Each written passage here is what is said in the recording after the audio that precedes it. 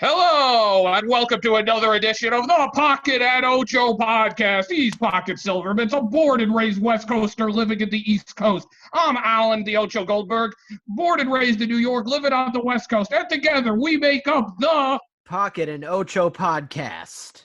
Oh yeah, welcome to another edition. How you doing today, Pocket? I'm doing. Every time I hear your opening, I am just revved up. It's great. I am a fan. No, I can't complain. Like, I just got a giant thing of ice cream. I am happy. What flavor ice cream did you get, dude? I am the worst. I get vanilla. Like, someone brought me. I asked them to make me a bowl of it, and they brought me it with chocolate syrup, and I wasn't so happy. It's like I am the plainest of plain. When it comes to your ice cream flavors. Yeah. Nobody else would ever describe you as plain, man. Right, exactly. Like, it's like they had to have something with me. Like the gods had to have something with me that would be so vanilla. And it's literally. Yeah, literally. How about you, man? How are you doing? I'm doing okay. It's another week. Weather got warm out in LA. I went to the beach. Did you hear about the bioluminescence that took place in what? So the water, because of the algae, was a weird shape of blue in the Pacific Ocean late at night. Shape or like a color? Color. Sorry, the color was a weird color of blue. Yeah, blue, but shaped differently than blue. I have to see photos of this. I don't know this. You totally should. You should definitely type it to Google bioluminescence, and you'll see some interesting pictures of this phenomenon. Heck yeah! And people were thinking, was this phenomenon due to COVID-19, or was people were avoiding the water? No, this had nothing to do with COVID, as far as we know. It could, but like in the whatever abstracted sense, like if people are not going to the ocean, right, and something else is going on over there that wouldn't happen with people around. That's the only reason I would think. I don't think the fish are contracting COVID-19 as a result. Are bleeding blue blood or something weird. Yeah. I don't know. That all with your week? I know you mentioned before we did lose a good celebrity. Did you want to get to that now or later? Sure, we could get to that now. So Jerry Stiller passed away this past week, and to many, he was George's dad on Seinfeld. That's what he was to me, but I know him for much more than that. I just don't know, so I'm not Googling it right now. Yeah, he was iconic. He really was, and it was like a second career for him because he has credits on IMDb dating back till 1957. Oh yeah, no, he was a big thing before that. Okay, I'm just seeing interesting things I didn't know he was in. Oh my God. Is Highway to Hell? Have you heard of Highway to Hell? I've heard the title, but I don't have any knowledge of what Highway to Hell is. Okay. Because I was like, I think Ben Stiller had something to do with it. He's Attila the Hun in it. It's a weird movie, and it has Gilbert Gottfried playing Hitler. So that's why I obviously made me watch it. That sounds like something I definitely have to check out. My voice double playing Adolf Hitler. Yes, exactly. But anywho, he's in a bunch of stuff. Right. He's in Lion King 1.5. Yeah, like, anywho. And he got to play a fight. You see, he had a long and illustrious career, and he got to play alongside his son in the Zoolander films, which must be like every dad's dream to work with their kid. Yeah, he's in like a lot of Ben Stiller's films. Anywho. Yeah. Yeah, and once again, food fight is a conversation for another time because that thing is totally messed up, but alas, we should move on, right? Absolutely. So we got two great guests for today's program. Well, I think we have one for today's program. I think I've You're right. I'm too excited. I'm getting ahead of myself. Yeah, I kicked the other guy out. He was too good. He was too good. But we have one great guest tonight, and we do. You know how to tell me why he's great. Should I wait till we add him, or should we do it? Sure. Is he here? It looks like it. All right. Yeah, let's bring Gabriel in. 3, 2, 1. Okay, well, he's joining. Yeah. And we're live, Gabe. He can't hear us yet, but welcome. Welcome to the world of tomorrow. He's connecting to audio. Hi. Welcome. And welcome to the program, Gabriel Yaffe. Thank you. Gabriel Yaffe has been spending this quarantine period doing many things, but he's been putting together videos to entertain all of us. He did a COVID-19 spoof song. He also did a Tiger King spoof, and he's starting a video series teaching us how to do impressions. Once again, welcome to the program, Gabriel. Honored to have you with us. Thank you so much, Ocho and Pocket. It's an honor to be here, as a matter of fact. And but I did notice in your last or whatever episode 3, part 1, you said that you're going to have you're going to have great guests and interesting things to say. So I'm just kind of wondering why I'm here. Yes. We lied. You weren't supposed to let the audience know that so quickly, but I was excited. The cat is out of the bag. I don't know. Ocho told me beforehand this was going to be exciting. He's hiding something from me. I'm excited too to find out what that is. Yes. Let's go on an exploration journey together. So before we get to all the cool things you're doing on YouTube, we're just talking to everybody about their quarantine experiences.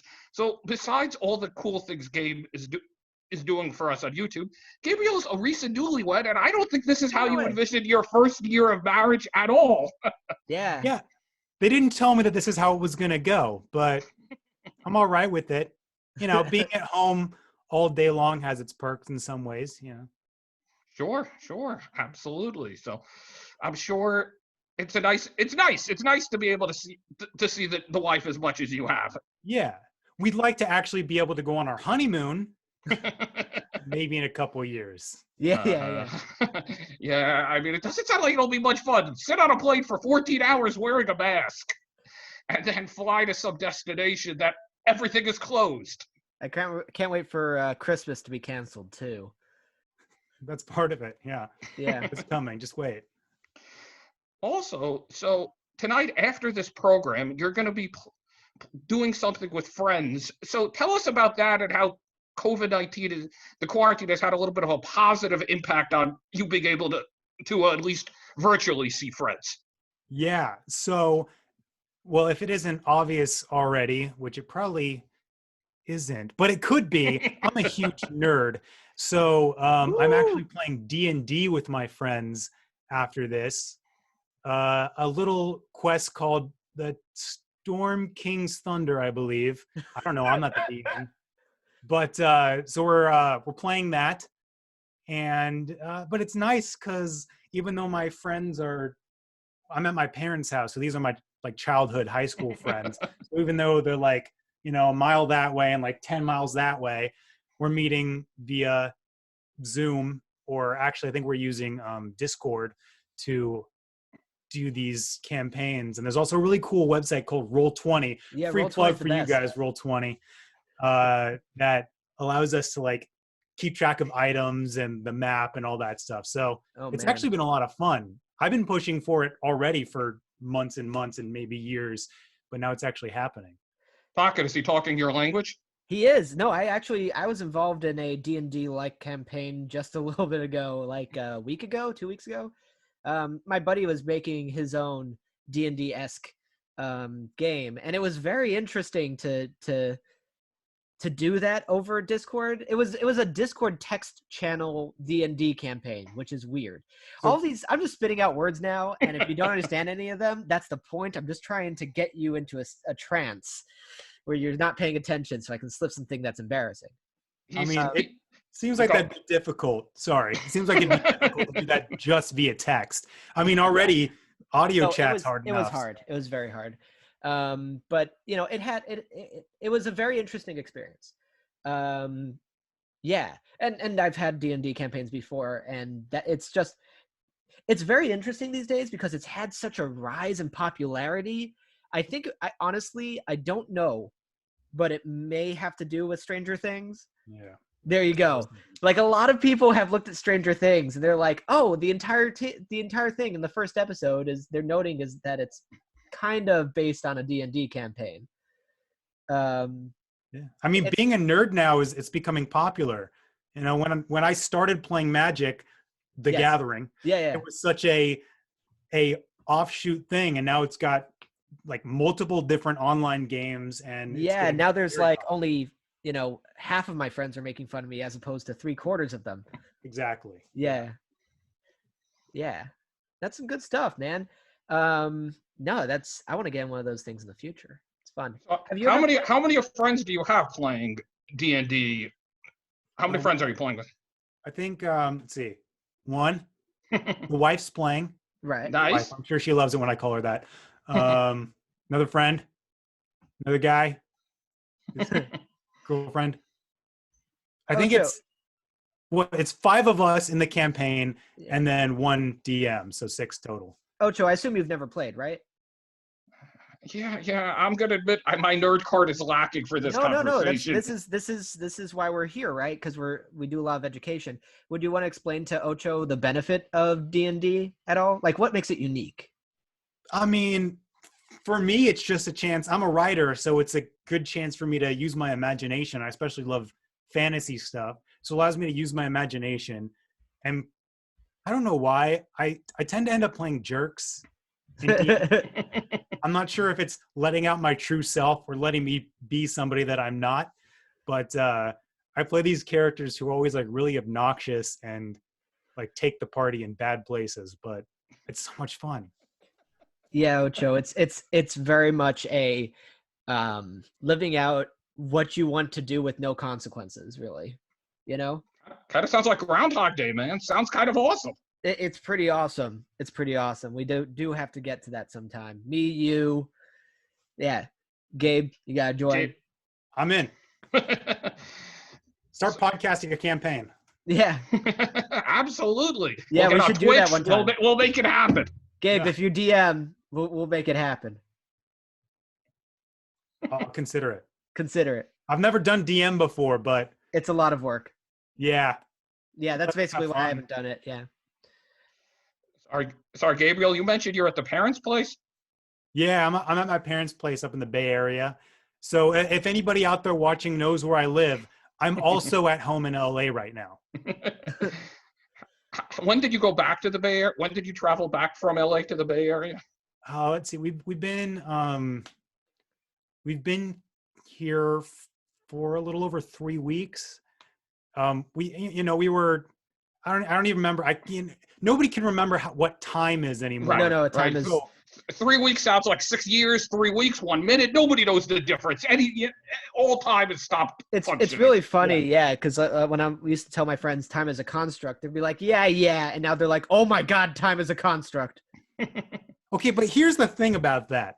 People say that time is a construct, but time clearly moves relatively to other time. Like if like the theory of relativity, when something's going faster, time's going slower. So that doesn't seem like a construct to me. I mean, can you prove that right now in Blur's day? I can't prove it, but I can reference studies. You brought up Einstein, so I lose. Which is fair enough. The Einstein card. Yes, the Einstein card is a pretty good card. He's got good hair. Yeah. So you drove from Los Angeles to the Bay Area? Yeah, we drove up. Takes 5-6 hours less when there's absolutely no traffic. That's what I was going to ask. Was there absolutely no traffic on this journey? Actually, there was some construction going on, so we did get stopped. Like one time? Yeah, one time for like a couple minutes. I'm glad they're doing construction and fixing I'm really glad they're doing the construction and fixing the roads now. When less people. Yeah. Have you noticed any differences in Northern California versus Southern California? Not too much. I mean, we've been self-quarantining, so we've been in the house. But the big difference is we're in a 2,000-ish square foot house as compared to a 800 to 900. I don't even know how small our place is. I'm not good at estimating, but a less than 1,000 square foot apartment with a yard, with lots of nice places to walk. Plus, it smells really good up here. So awesome. It's been So, nice. so is this where you filmed the video, the COVID-19 spoof Beatles song video? Yeah. Yesterday was actually here in this room. That's the window. Oh, okay, yeah. Oh, wow. What? Can I have that? So good. It's nice. This is my makeshift studio. I got because I do self-tapes and stuff. I got studio lights in here. I was gonna say, it looks like you got some nice lights on you. Yeah. Hell yeah. So did you write the video? Actually, it's pretty interesting. There have been a lot of opportunities for self-tapes and like open calls from casting directors just trying to get introduced to a bunch of new actors while they all have this downtime. So I've been doing a lot. Cool. That's fascinating. So yeah. Recently, Gabriel was an extra in a scene on the Nathan Fillion ABC drama, The Rookie. How was that experience? It was really cool. I think it was like a last minute fill-in almost, or like the night before I got texted through, man, it's been so long. Central Casting. It's been so long since I've been able to do that because of what's going on. But so I was contacted. I went to set. And they put me in an orderly's uniform, which if you don't know what an orderly is, it's like a nurse. So I was like wearing scrubs. That's the word. And little did I know, I was like right up there, right next to Nathan Fillion. Oh my God. Yeah. It was really cool because I've been a fan of Nathan Fillion for a long time. You know, Yeah. I watched Firefly and all that good stuff. And isn't he tall? Doesn't he like tower over you and intimidate? Yeah, he's probably what, 6 foot? Yeah. Or something like that. He's the man. Know. I love how I don't even watch these dramas. I just think they're there to give him work. Like, yeah. There's dramas with a little bit of humor in it. Yeah. But so at one point he came up to me and he said, hey, what's your name? I introduced myself. He said, I'm Nate. And just in my head, I was like, I know your name's Nate. I know who you are. I know who you are. That guy. Yeah. You're Nathan. You're not Nate, man. I don't. He could have said Nathan. I don't really remember. Right? No, I'm joking. No, now you're in his Either friends way. group. Now you're in his friends group because everyone calls him Nathan. His friends. His friends. I said Nate. Natey, baby, come yeah, on, darling, here. For so long. Do you play D&D, Nate? Can we go back to your trailer and play some D&D? Might. Go do this. I don't know how geeky he is in that regard. You said you wore an orderly uniform. Did you actually have to wear a mask before the social distancing procedures for that shoot? I did not. We were, it was me and this other guy whose name I can't remember at the moment, but we became really good friends. So close. Apparently not good enough. But send him this video.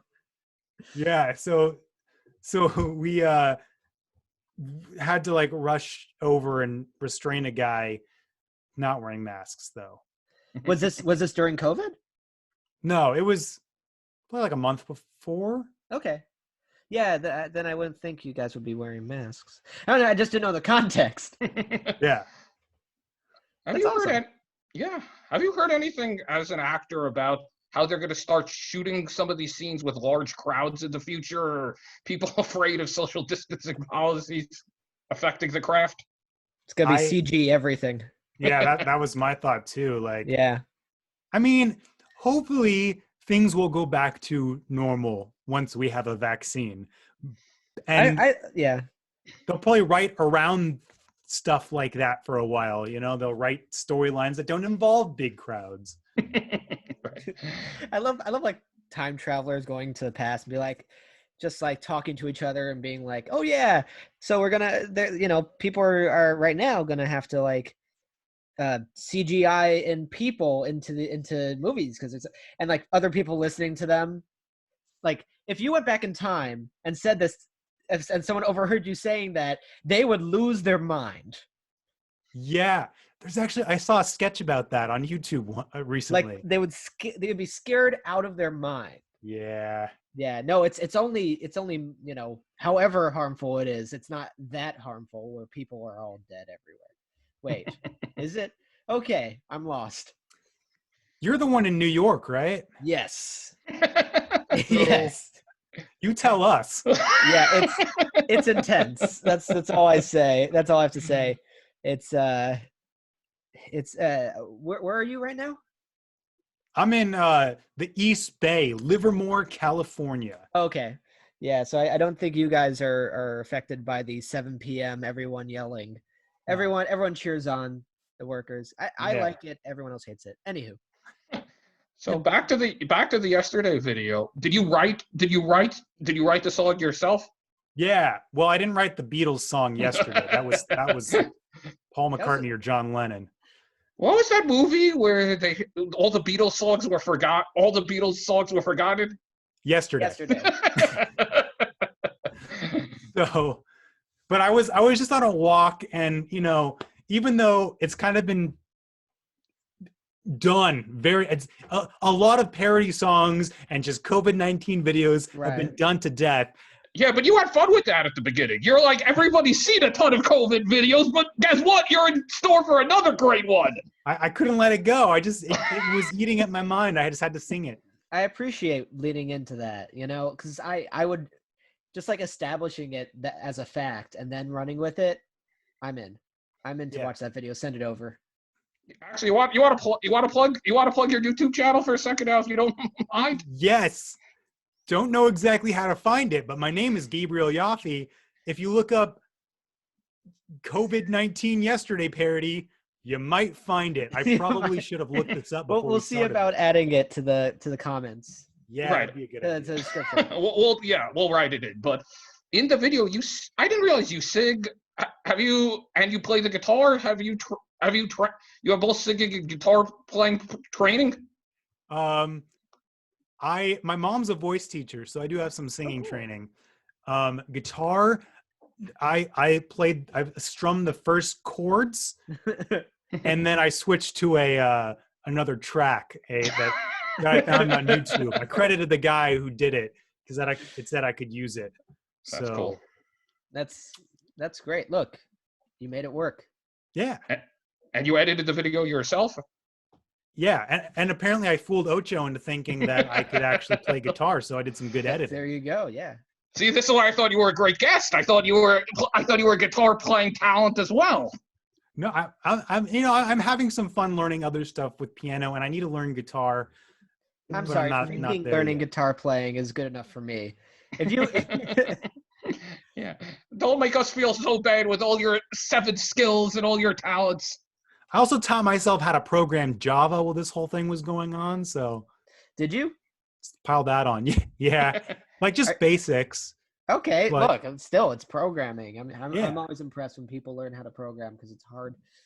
So. That's kind of your day job, Pocket somewhat programming. It is my day job in a way. It's my part-time day job right now because of COVID. I lost my job, so instead I am doing part-time work as a programmer.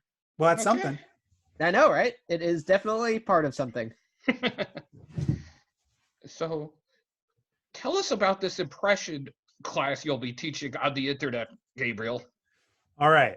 Well, I'm not a master impressionist by any means, but I have a few good impressions under my belt, and I want to someday either be on SNL or something of that sort, a sketch show. I love sketch comedy, and I love improv.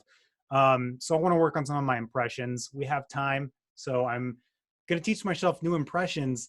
So starting out, I'm kind of teaching what I have discovered about learning new impressions. But I picked a pretty poor impression to start learning, which was Bill Hader. And the reason for that is because he's a very subtle, he's not like a weird voice, he's not like Bernie Sanders or Obama. He's not very distinctive in his voice. So it's difficult, but I'm having fun. That's great. I mean, yeah. So you're using your own school of thought. You're using. Yeah, just things I've picked up. Okay. What I've found works well for me is to watch videos of people pull out the words that they say differently than me. Like I say healthcare, Bernie Sanders says healthcare.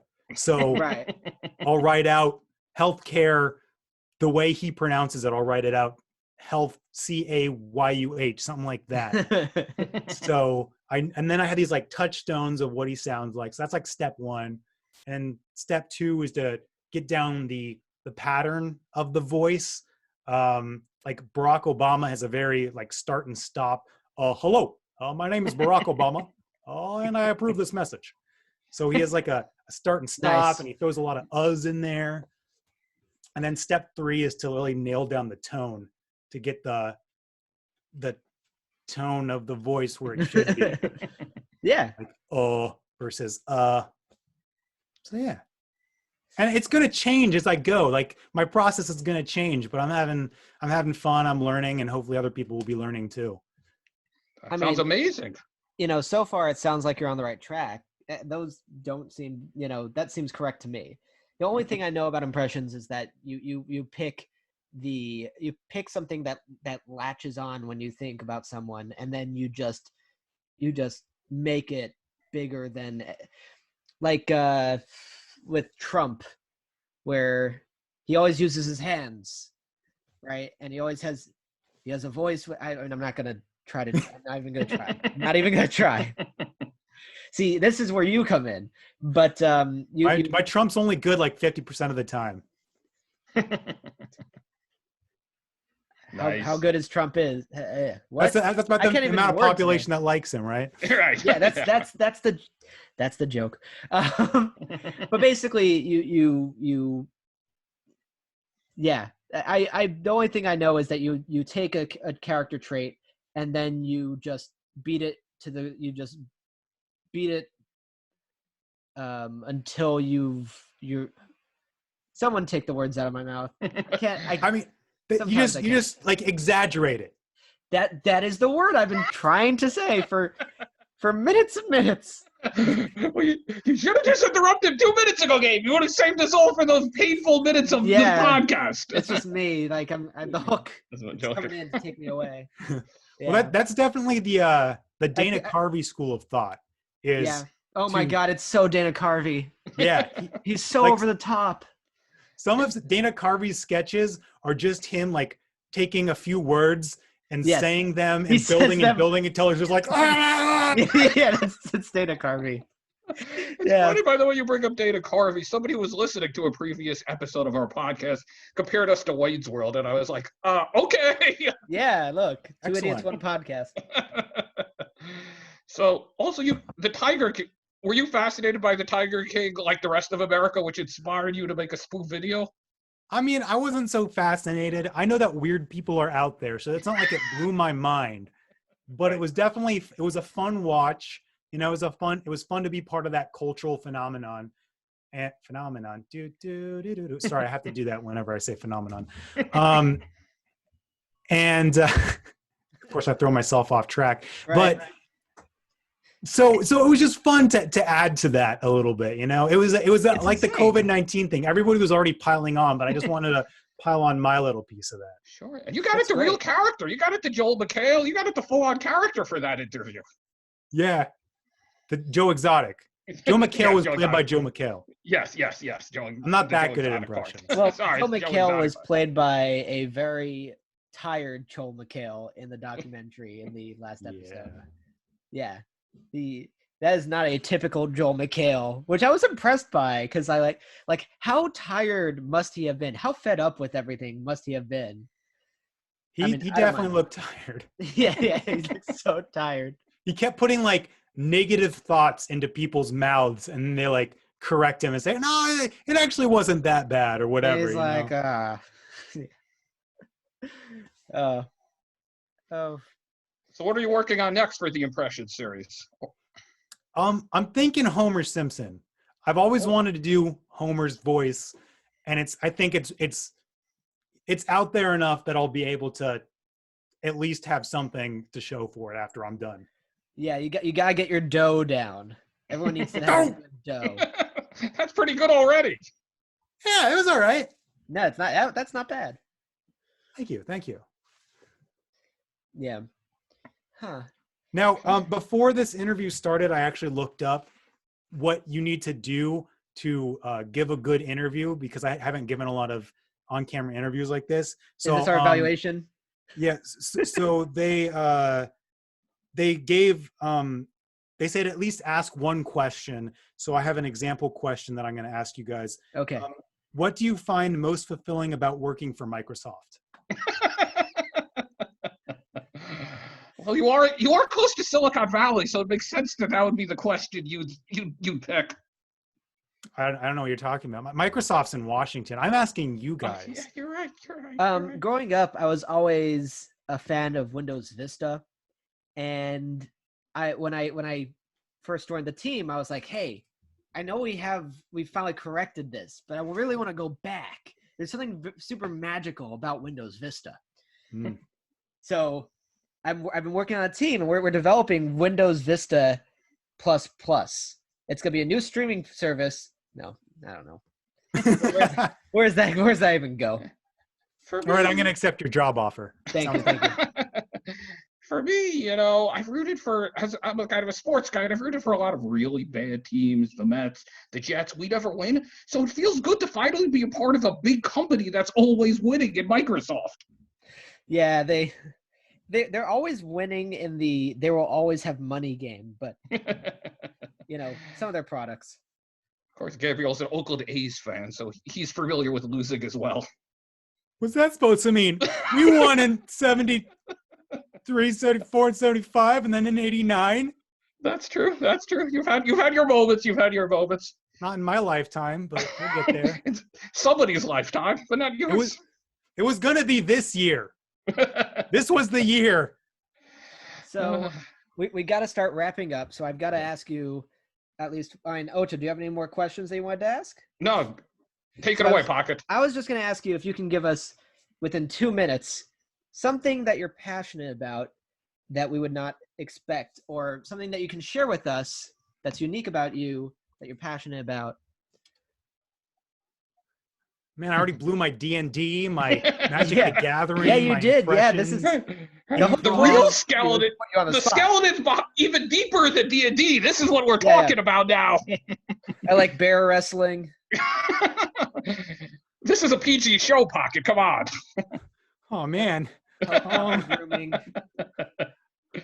Okay. This is mildly interesting, I guess. Okay. Throughout my whole life, I pick up and drop hobbies like crazy. I'm juggling. Juggling was one of them. That's a good one. But I'll pick them up till I get good enough to do them for a little while, and I drop them. Luckily, that's going to come in handy in acting in the future because I have all these special skills. But juggling, sounds fun. Beer brewing, yes, playing chess. I played chess until I could beat my dad. Oh wow! So just a whole bunch of little hobbies. I learned a lot about Scotch. Yeah. I learned a lot about Scotch one day. Then I drank the Scotch. Now I need to learn a lot about Scotch. Then you forgot it because of all the alcohol. Yeah. It's actually a true story. That's the sad part. That's awesome. Yeah.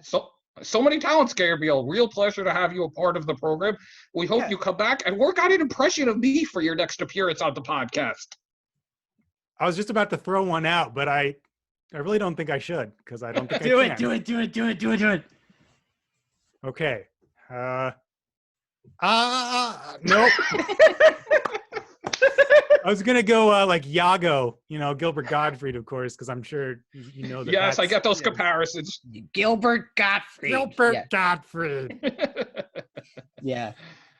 Luckily, I know you have a good sense of humor, so I don't feel too bad about it. Dude, I appreciate. Yeah. Oh, sorry. You're going to say? No, awesome. I mean, I look forward to working on a project in the future with Gabriel. He'd be one of the people I know that I'd really enjoy working with in this entertainment industry. And I didn't 100%. know before this, but I am very, very happy that you came on today. I learned a lot, and I'm excited to see impressions. I'm this is a world I don't know much about. I'm excited to learn more. Me too. We'll learn with you. Thanks again, Gabriel, for joining us. Thank you. Again, the YouTube's Gabriel Yaffe, and you can find me on Instagram at Real Gerbil Yaffe. Nice. Cool. Awesome. Okay. All right. Thanks, Take Gabe. it easy, guys. Enjoy the easy. D&D. Thank you so much. Thank you. All right. That was great. Yeah. Fun interview. He's a fun guy. Every single time. I learned something new. You don't know what you're going to learn, but there's always something. You don't. It just sneaks up on you. Yeah. I mean, even along those lines. So I go to the supermarket. It's a self-checkout. I don't want to wait online around people, so I try to get out of there as quickly as I can. And I had purchased a 6-pack of bananas. And I was like, and all of a sudden I'm like, I know the code. I type in 4011 because Ariel Grosswater, our previous guest, told us that, and I'm out of the store in no time. Such a useful skill I would never have imagined I needed to learn. Did you actually? I did. No. Oh my God. She's gonna be so excited to hear that. Yes. So if people didn't see that last episode, we had Grosswater who, memorized all the codes for different fruits and vegetables at Trader Joe's. Yeah, that's awesome.